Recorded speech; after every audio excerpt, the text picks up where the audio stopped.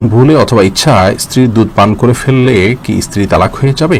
সালাতের সময় হয়ে গেলে আজান শুরুর আগেই কি নামাজ আদায় করা যাবে? ভাত খাওয়ার সময় কি বাম হাতে গ্লাস ধরে পানি খাওয়া যাবে? নামাজের মধ্যে এক সূরা যদি দুইবার পড়ি তাহলে কি আমার নামাজ হবে? জুমার নামাজ পড়া সম্ভব না হলে কি আমি জোহরের নামাজ পড়তে পারবো?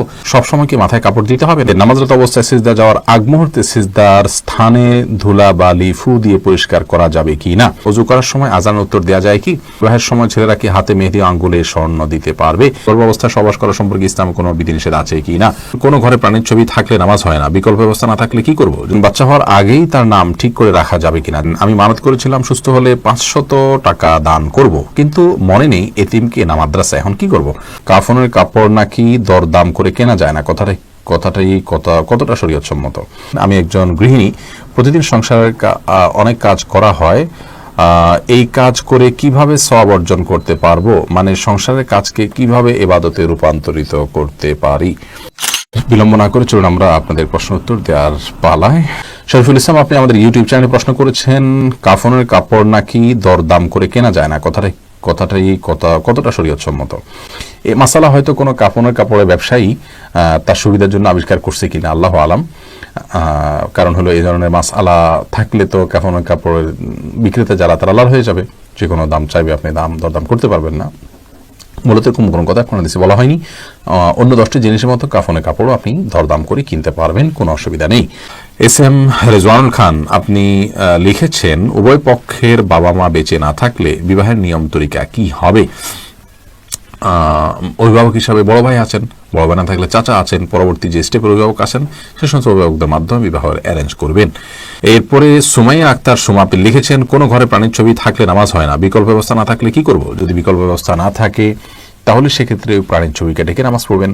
আর নামাজ হয় না বিষয়টা সেরকম না, ওই জায়গায় নামাজ পড়লে মাকরুহ হবে। বিশেষ করে যদি আপনার সলাতে সিজদার জায়গায় থাকে, সামনে থাকে, তাহলে সেক্ষেত্রে সেটা তো দৃশ্যত তাকে সিজদা করছেন এরকম আপনার মনেও আসতে পারে, বা দেখলে সেরকম দেখা যেতে পারে। এই জন্য এটা সরিয়ে নেবেন বা উপর করে রাখবেন। এভাবে বিভিন্নভাবে আপনি চেষ্টা করবেন। তাতেও যদি কোনো এরকমও যদি কোনো উপায় না থাকে তাহলে আপনি ওখানে সালাত আদায় করে নামাজ হবে না, বিষয়টা সেরকম না, মাকরুহ হবে, অপছন্দনীয় হবে। এরপরে এমডি মাহমুদ হাসান, আপনি লিখেছেন নামাজরত অবস্থায় সিজদা যাওয়ার আগ মুহূর্তে সিজদার স্থানে ধুলা বালি ফু দিয়ে পরিষ্কার করা যাবে কি না? একান্ত প্রয়োজন না হলে এটি করবেন না, এবং এটি করতে গিয়ে অনেক সময় আমলে কাসির হয়ে যায়, অর্থাৎ আপনি এত বেশি ফু দিচ্ছেন। অনেককে দেখা যায় যে সিজদা যেতে গিয়ে এত বেশি ফুটা দিচ্ছেন আশেপাশে, তিনি আমলে কাসির করে ফেলছেন, অর্থাৎ তাকে একজন দর্শক দেখে নামাজে আসেন নাকি এমনিতে তিনি জায়গা পরিষ্কার করছেন এটা নিয়ে সন্দেহের মধ্যে পড়ে যায়। এত বেশি যদি তার নামাজের অবস্থা থেকে, হাইয়াত থেকে তিনি সরে যান, তাহলে সেক্ষেত্রে তার নামাজ কিন্তু বিশুদ্ধ হবে না এবং নামাজ নষ্ট হয়ে যাবে। আর যদি এত বেশি তিনি নড়াচড়া না করেন, বরং খুব আলতোভাবে ফু দিয়ে জায়গা পরিবর্তন করেন, পরিষ্কার করেন, তাহলে সেটা জায়েজ হবে। যদি এত ধুলাবালি হয় যে নিঃশ্বাসের সাথে তার নাকে ঢুকবে, তিনি ক্ষতিগ্রস্ত হবেন, অসুস্থ হবেন, এরকম আশঙ্কা থাকে, তাহলে এটি করা যেতে পারে। হাত দিয়ে একটু সরা দিলেন বা আপনি নাক দিয়ে ফু দিলেন, এটি জায়েজ আছে। কিন্তু একান্ত যদি জরুরি না হয় তাহলে শুধুমাত্র সূচিবায়ের কারণে বা অতি শৌখিনতার কারণে এমনটি করা সালাতের যে সৌন্দর্য সেটাকে নষ্ট করে দেয়। আয়েশা সিদ্দিকা রিনি আইডি থেকে লিখেছেন আমি মানত করেছিলাম সুস্থ হলে 500 টাকা দান করব, কিন্তু মনে নেই এতিমকে না মাদ্রাসা, এখন কি করব? আপনি যে কোনো দানের খাতে আপনি দান করলে আদায় হয়ে যাবে ইনশাআল্লাহ বিইذনিল্লাহ। সিরাজুল ইসলাম আইডি থেকে আপনি লিখেছেন বাচ্চা হওয়ার আগেই তার নাম ঠিক করে রাখা যাবে কিনা? যাবে, কোনো অসুবিধা নেই। বাচ্চা হওয়ার আগে থেকে ছেলে হোক মেয়ে হোক, ছেলে হওয়ার সমাবেশী হিসেবে ছেলের নাম, অথবা ছেলে মেয়ে দুইটা রেখে দিলেন, আগে থেকে ঠিক করে রাখলেন, কোনো অসুবিধা নেই। হাই ব্যাখ্যাত আপনি ইউটিউব থেকে লিখেছেন আমি একজন গৃহিণী, প্রতিদিন সংসারের অনেক কাজ করা হয়, এই কাজ করে কিভাবে সওয়াব অর্জন করতে পারবো? মানে সংসারের কাজকে কিভাবে ইবাদতে রূপান্তরিত করতে পারি? দেখুন, একজন গৃহিণী তার সাংসারিক কাজকে ইবাদতে রূপান্তর করবার জন্য তার প্রথম কাজ হলো প্রত্যেকের হক যথাযথভাবে আদায় করা, সন্তানকে সঠিকভাবে লালন পালন করা, আল্লাহর সঙ্গে পরিচিত করানো, আল্লাহর নির্দেশে পরিচালনা করা, তাদেরকে সালাতে শিক্ষা দেওয়া, ইসলামী ভাবধারা শিক্ষা দেওয়া, স্বামীকে তার হকগুলো আদায় করা। নবী সাল্লাল্লাহু আলাইহি ওয়াসাল্লাম বলেছেন ওই মহিলা সবচেয়ে ভালো, শ্রেষ্ঠ, উত্তম, যাকে দেখে তার স্বামী সন্তুষ্ট থাকেন, দেখলে তার ভালো লাগে। এভাবে তিনি চলাফেরা করেন। অনেক হাদিসে আসছে নবী সাল্লাল্লাহু আলাইহি ওয়াসাল্লাম বলেছেন যে সাল্লাতিল মারআতু খামসাহা ওয়া সামাত শাহরাহা ওয়া আতাআত বা'লাহা ওয়া হাফিজাত ফারজাহা, যে মহিলা 5 ওয়াক্ত সালাত আদায় করেন, রমজান সিয়াম পালন করেন, তার স্বামীর আনুগত্য করেন, লজ্জাস্থান হেফাজত করেন, সে জান্নাতের যে কোনো দরজা দিয়ে প্রবেশ করতে পারবে। তো এই কাজগুলো করার পাশাপাশি আপনি আপনার যখন গৃহস্থলী কাজ করবেন তখন আপনি আল্লাহর জিকির করলেন, সব কাজ বিসমিল্লাহ বলে করলেন এবং নিজের আমলগুলো সব ঠিকঠাক রাখলেন। অহেতুক অনর্থক কাজ, মোবাইল ইত্যাদি, টেলিভিশন ইত্যাদিতে অহেতুক প্রোগ্রাম ইত্যাদি দেখা বা হারাম জিনিস দেখা থেকে আপনি নিজেকে বিরত রাখলেন, যথাসময় পর্দার মধ্যে থাকলেন, নিজের পবিত্রতা নিজে রক্ষা করার চেষ্টা করেন, ইনশাআল্লাহ বিদিনিল্লাহ এর মাধ্যমে আপনি গৃহিণী হয়েও আল্লাহ তাআলার প্রিয় পাত্র হতে পারেন এবং আপনার গৃহস্থলী কাজগুলোকে এভাবে আপনি পরিণত করতে পারবেন। মোহাম্মদ নাহিদুল ইসলাম আপনি লিখেছেন, অজু করার সময় আজান উত্তর দেওয়া যায় কি? অজু করার ফাঁকে ফাঁকে আপনি যদি পানি অপচয় করা ছাড়া আজানের জবাব দিতে পারেন তো অবশ্যই দিতে পারেন। তবে মোহাম্মদ হাসান আপনি লিখেছেন, গর্ভাবস্থায় সহবাস করা সম্পর্কে ইসলামে কোনো বিধিনিষেধ আছে কি না? না, গর্ভাবস্থায় সহবাস করার পরে ইসলামের কোনো বিধিনিষেধ নাই। তবে আপনি এই অবস্থায় সহবাস করলে যদি বা গর্ভস্থ সন্তানের ক্ষতি হয় বা স্ত্রীর কষ্ট হয় বা ক্ষতি হয় তাহলে সেক্ষেত্রে সেটি করা উচিত হবে না। শিশির ভেজা ঘাস এই আইডি থেকে আপনি লিখেছেন, সবসময় কি মাথায় কাপড় দিতে হবে? না, সবসময় মাথায় কাপড় দিতে হবে বোন, এমনটি মোটেও আবশ্যক নয়। আপনি পরপুরুষের সামনে গেলে বা সে আপনাকে দেখে ফেলতে পারে এরকম হলে সেক্ষেত্রে মাথায় কাপড় নয়, শুধুমাত্র আপনি আপনার সৌন্দর্য ঢাকবেন, মাথার কাপড়কে আরও টেনে দিয়ে আপনার সৌন্দর্য এবং রূপ লাবণ্য এগুলোকে ঢেকে তার সামনে যাবেন। আর এর বাইরে আপনি আপনার বাসায় আপনার বাবা, ভাই, বোন বা আপনার মহিলারা, তারপর আপনার ছেলে, মাহরাম যারা আছেন তাদের সামনে আপনাকে মাথা সবসময় ঢেকে রাখতে হবে কাপড় দিয়ে, এমনটা আবশ্যক নয়। তবে হ্যাঁ, আপনি ফিতনার এই যুগে নিজেকে যথাসম্ভব সেফে রাখার জন্য আপনি অন্য পুরুষদের সামনে, অর্থাৎ বাসার মাহরম পুরুষদের সামনে ধরুন শ্বশুর আছেন, আপনার বড় ভাই আছেন, বড় সন্তান, ছেলে সন্তান আছেন, তাদের সামনে মাথায় কাপড় টাপড় দিয়ে থাকতে পারলে ভালো, কিন্তু মাথায় কাপড় দিয়ে রাখতে হবে সব সময়, এটা পর্দার নির্দেশ এরকমটি কিন্তু নয় নিজের পরিবারের সদস্যদের সামনে অর্থাৎ মাহরামদের সামনে। জয়নাল মুন্সি আপনি লিখেছেন, বিবাহের সময় ছেলেরা কি হাতে মেহেদি, আঙ্গুলে স্বর্ণ দিতে পারবে?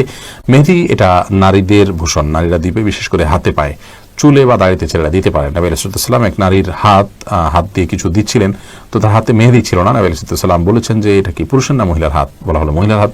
তখন তিনি বললেন যে মহিলার হাত কেমন, যে মেহেদি নেই? তার মানে মহিলারা মেহেদি পড়তেন তখন, তাদের আদা ছিল এটি, কিন্তু পুরুষ সেটি করবে না, অর্থাৎ নারীর সাথে পুরুষ সাদৃশ্য গ্রহণ করা নিষেধ।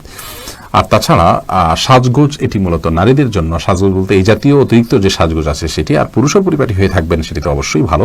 শাহাদাত হোসেন আপনি লিখেছেন, জুমার নামাজ পড়া সম্ভব না হলে কি আমি জোহরের নামাজ পড়তে পারবো? জুমার নামাজ পড়া সম্ভব না হলে, মিস হয়ে গেলে তো অবশ্যই জোহর নামাজ পড়বেন। মোহাম্মদ হাসান আলী কিন্তু কেন মিস হলো? অবহেলার কারণে মিস হলো, সেটি গুনাহের কথা সামনে থেকে সাবধান হতে হবে। মোহাম্মদ রহমান আপনি লিখেছেন, ভাত খাওয়ার সময় কি বাম হাতে গ্লাস ধরে পানি খাওয়া যাবে? যাবে, বিশেষ করে বাম হাতে পানি নিয়ে ডান হাতে ঠেক দিয়ে অনেকে খান, অর্থাৎ দুই হাত দিয়েই খেলেন আর কি, এটা জায়েজ আছে, কিন্তু উত্তম হলো আপনি সরাসরি ডান হাত দিয়ে পান করা। কারণ নবী করিম সাল্লাল্লাহু আলাইহি ওয়াসাল্লাম এক কৃতদাসকে বাম হাতে খেতে দেখে বলেছেন, কুল বিয়ামিনিক, তুমি তোমার ডান হাতে খাও, অকুল বিমায়ালিক, এবং তোমার সামনে থেকে খাও। তো বাম হাতে পান করা এটা সুন্নাহর খেলাফ একটি কাজ, এটি করা উচিত নয়। ডান হাতে যথাসম্ভব পান করা উচিত, কিন্তু ডান হাতে আমাদের খাবার লেগে থাকে, বিশেষ করে আমরা যারা এই সাবকন্টিনেন্টে থাকি, আমাদের খাবারগুলো এরকম যে ভাত তরকারি ঝোল টোল দিয়ে খেতে গেলে আমাদের হাত মেখে যায়, গ্লাসে ধরলে নষ্ট হয়ে যায়, সেখানে আমরা আঙুল চেটে খেয়ে তারপরে ধরতে পারি, সেটা আমাদের জন্য অধিকতর সুন্নাহর নিকটবর্তী এবং ভালো। কিন্তু যদি কেউ বাম হাতে খেয়ে ডান হাত দিয়ে ঠেক দেন তাহলে সেটাকেও আপনি আপনার ভুল বলবেন বা গুনাহ হয়েছে এরকম বলার কোনো সুযোগ নেই, সেটাও করা যেতে পারে। অনেক ওলামা একরাম সেই পরামর্শ দিয়ে থাকেন। মাহদি হাসান আপনি লিখেছেন, নামাজের মধ্যে এক সূরা যদি দুইবার পড়ি তাহলে কি আমার নামাজ হবে? কোনো অসুবিধা, নামাজ হয়ে যাবে। এক সূরা যে একাধিকবার পড়তে হবে, এক সূরা যে একবার বেশি পড়া যাবে না এমন কোনো বাধ্যবাধকতা নেই। আমরা সূরা তারাবির সালাতে যে পড়ি এক রাকাতে তো অনেক সূরাও পড়ি, তাই না? কোনো অসুবিধা নেই। জান্নাতুল ইমিন আপনি লিখেছেন, সালাতের সময় হয়ে গেলে আজান শুরুর আগেই কি নামাজ আদায় করা যাবে? সালাতের সময় হয়ে গেলে আজান শুরুর আগে আপনি সালাত আদায় করতে পারেন, কোনো অসুবিধা নেই। সালাতের সময় হওয়াটা হলো মূল। ইন্না সালাতা কানাত আলাল মুমিনিনা কিতাবাম মাওকুতা, সালাত নির্দিষ্ট সময় আদায় করাটাকে ফরজ করা হয়েছে।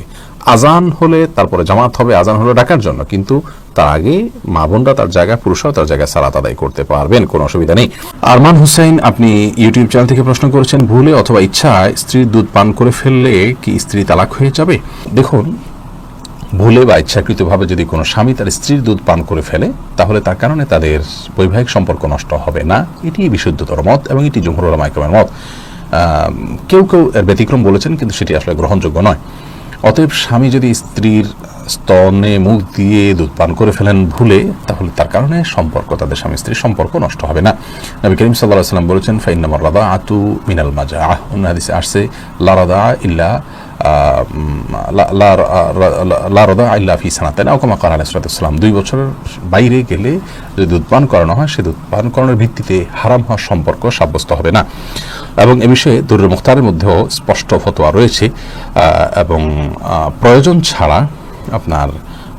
ছাড়া আপনার একজন মানুষ অহেতুক কর্মকাণ্ড থেকে যথাসম্ভব, বিশেষ করে যেখানে নানা রকমের রিস্ক আছে, নানা রকমের আপনার সুবিধা অসুবিধার দিক সেখানে চলে আসতে পারে, এই ধরনের বিষয়ে মানুষ যথেষ্ট সাবধান এবং সচেতন হতে হবে। স্ত্রীর দুধ যদি অনিচ্ছাকৃতভাবে কারোর মুখে চলে যায় এবং সে পান করে ফেলে, তাহলে সেটা মানে ইচ্ছাকৃত যদি কেউ করে তাহলে সেটা নাজায়েজ হবে, গুনাহের কথা হবে। যদিও কোনো ওলামা জায়েজ বলেছেন, কিন্তু নাজায়েজ এবং গুনাহ হবে, এই মতটি অধিকতর শক্তিশালী। সাবির আহমেদ আপনি আইডি থেকে লিখেছেন, মসজিদে না গিয়ে নিয়মিত নিজের ওয়াইফের সাথে ঘরে জামাতে নামাজ আদায় করা কি সঠিক হবে? মোটেও সঠিক হবে না ভাই সাব্বির। কারণ হলো, আমাদেরকে আল্লাহ রাব্বুল আলামিন যে দিন দিয়েছেন, এই দিনে 5 ওয়াক্ত সালাত হলো সবচেয়ে গুরুত্বপূর্ণ আমল। আর এই 5 ওয়াক্ত সালাত পুরুষদের জন্য মসজিদে গিয়ে সালাত আদায় করার নির্দেশনা আমাদেরকে দেওয়া হয়েছে। নবী সাল্লাল্লাহু আলাইহি ওয়াসাল্লাম বলেছেন, 3 ব্যক্তি যাদের ব্যাপারে আল্লাহ রাব্বুল আলামিন নিজে জামিন এবং জিম্মাদার হয়ে যান, তাদের মধ্যে এক ব্যক্তি হলেন ওই ব্যক্তি যে মসজিদে যাতায়াত করে সালাত আদায় করার জন্য। অন্য এক হাদিসে নবী আলাইহিস সালাম বলেছেন, আলা আদুল্লুকুম আলা মা ইয়ামহুল্লাহু বিল খাতায়া ওয়া ইয়ারফাউ বিহিদ দারাজাত। আমি তোমাদেরকে এমন আমলের কথা বলে দিব না যে আমলের কারণে আল্লাহ তাআলা তোমাদের মর্যাদা বৃদ্ধি করবেন এবং তোমাদের ভুল ত্রুটি এগুলোকে মাফ করে দিবেন। সেই প্রশ্নের পর সাহাবীরা বলেছে, অবশ্যই বলি ইয়া রাসূলুল্লাহ। তখন নবী সাল্লাল্লাহু আলাইহি ওয়াসাল্লাম যে আমলগুলোর কথা বলেছেন, তার মধ্যে একটা আমল হলো মসজিদে যে ঘন ঘন যায়। তো মসজিদে যাওয়া, মসজিদে গিয়ে সালাত আদায় করার জন্য নির্দেশ আমাদেরকে দেওয়া হয়েছে। আর জামাতের আয়োজনটা মসজিদে হবে পুরুষদের জন্য, এতেই জামাতের যে উদ্দেশ্য সেটা সাধিত হবে। বাসায় আপনি যদি আপনার স্ত্রীকে নিয়ে জামাত নিয়মিত করেন, অথচ আপনার হাতের নাগালে আশেপাশে মসজিদ থাকে, তাহলে আপনার এই কাজটি উচিত হবে না, সঠিক হবে না। জামাতের সাথে সালাত আদায়ের যে নির্দেশ, সেই নির্দেশটা পালন হবে না। হ্যাঁ, আপনি জামাত আদায়ের সওয়াবটা পেলেন শুধুমাত্র। অবশ্য এ বিষয়ে রদ্দুল মুখতারের যে ফতোয়া রয়েছে, সেই ফতোয়া কিন্তু আমরা সামনে রাখি, তাহলে সেক্ষেত্রে দেখতে পাই যে যদি আপনার পরিবার পরিজনের সদস্য যারা আছেন তাদেরকে নিয়ে আপনি জামাতের আয়োজন করেন, ধরুন মসজিদ দূরে, আপনি আপনার বাসা বাড়িতে বা আপনার বিল্ডিংয়ে যারা আছে তাদেরকে নিয়ে আপনি সালাতের আয়োজন করলেন, জামাতের আয়োজন করলেন,